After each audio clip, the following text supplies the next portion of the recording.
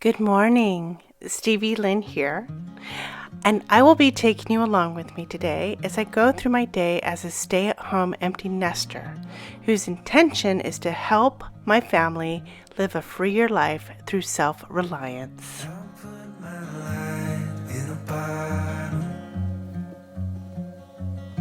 Something to guide your way,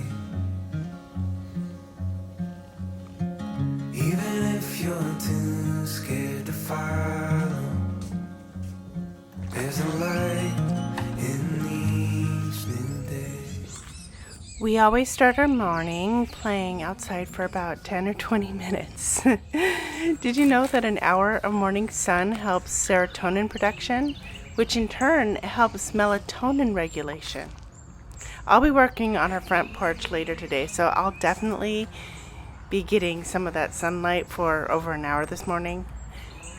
That said, I still do have trouble sleeping at night, but whatever, I'm getting vitamin D and all the other health benefits.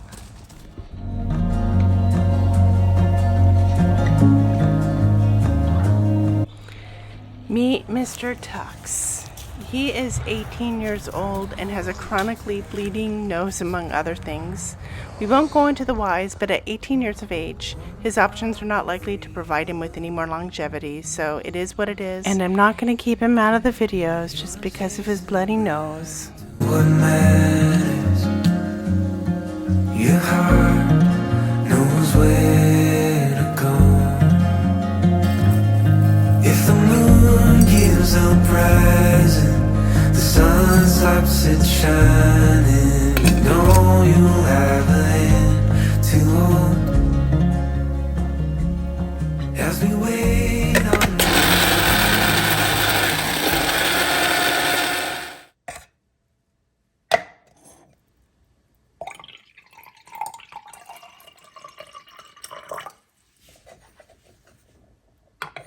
So not everything will always be sourced locally. There's coffee, and I'm probably not going to give up my black vinegar either, or Japanese soy sauce. And I probably won't give up my French, German, and Italian wine. Sometimes I feed my dogs a high quality kibble, and sometimes I make their own food. It's just, homemade dog food is pretty expensive, so I go back and forth.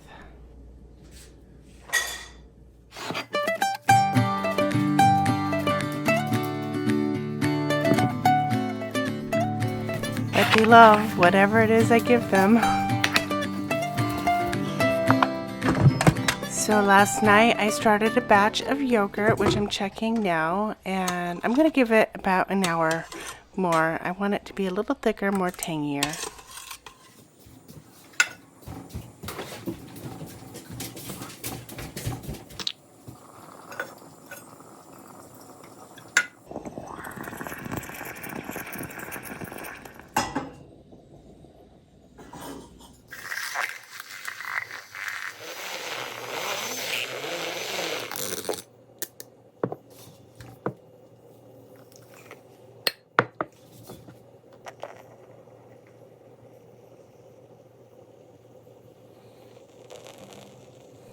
When I anticipate a really busy morning, I will prepare ahead of time by making these overnight oats, or you can call them muesli.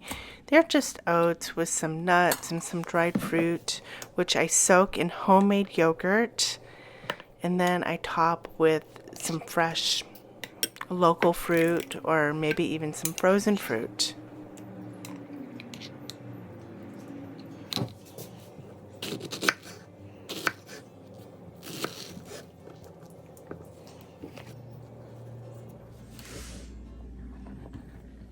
And then I take my breakfast and my coffee and just chill out for a little bit before I start everything else.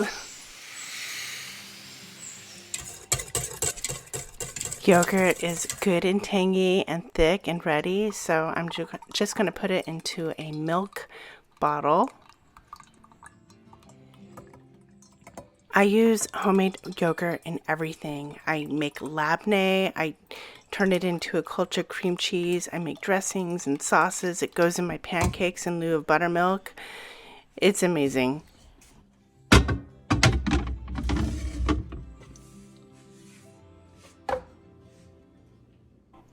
Now I'm feeding my sourdough starter. Now I'm cringing at the fact that I'm pouring this down the drain, because since filming this, I've learned about and tested so many sourdough discard recipes, and I'm never going to do that again. I'm never going to discard sourdough starter again. And I can't wait to bring these recipes to you.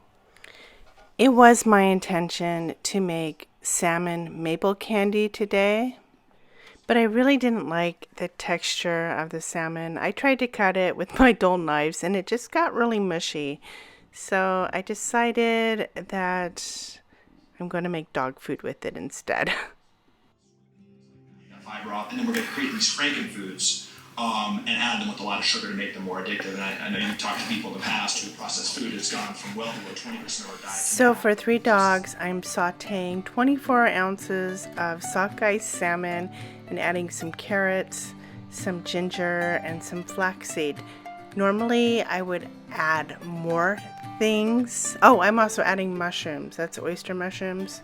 But this isn't an everyday meal, so we're just going with simple stuff.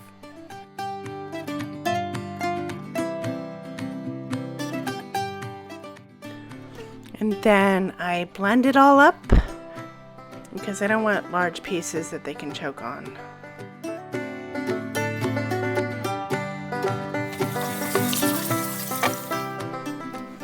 Now I'm cleaning house. This is a fun part of my day. A little incense to keep things hippie. And now for my kombucha demo. Welcome to my woodland kombucha demonstration. Today I'm going to show you how I do my second fermentation of kombucha, where I bottle it. Yes, I know, we're out in the woods. Why not?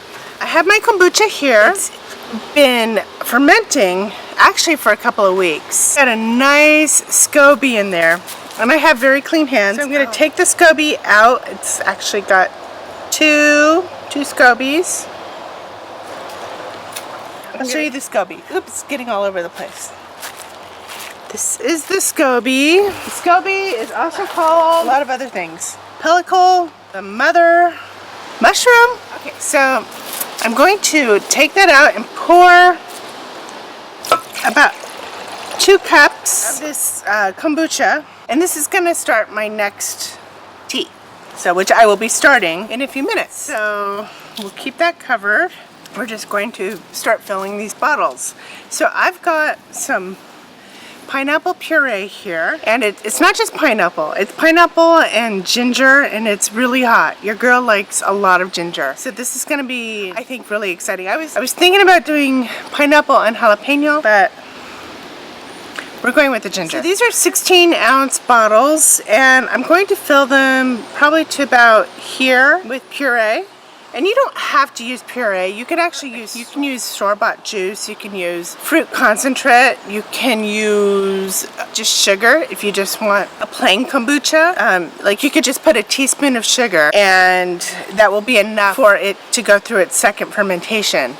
And in the second fermentation, what happens is that the yeast will eat the sugar and they produce carbon dioxide. And that's what gives you the fizziness. The fizziness will depend on what you add. Like if you add something that has more sugar, like pineapple puree has a lot of sugar, the end result will probably be pretty fizzy. So, oh, it's so thick. It's pretty thick. I should have brought a spoon out here. Not fully prepared.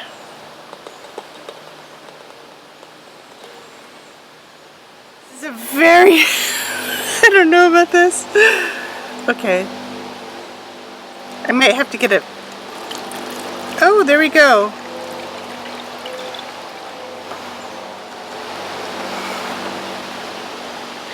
There's already some carbonation in this, and I like it kind of tangy. That's really good. Okay, a little bit more. Hopefully we don't get any bugs. No bugs. We don't want uninvited bugs into our kombucha. Because it's going to be under pressure, and it actually goes under significant pressure, more pressure than beer, you want to use a really good bottle. You want to use a bottle that is rated for kombucha pressure. I don't know what that rating is, but I'll look it up and I'll put that in the description.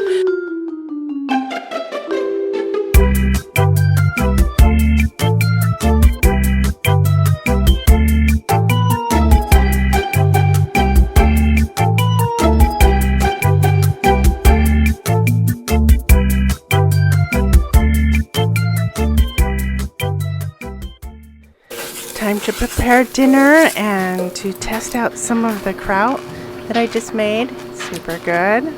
Tonight I'm making roasted cauliflower salad with ají amarillo and some toasted quinoa.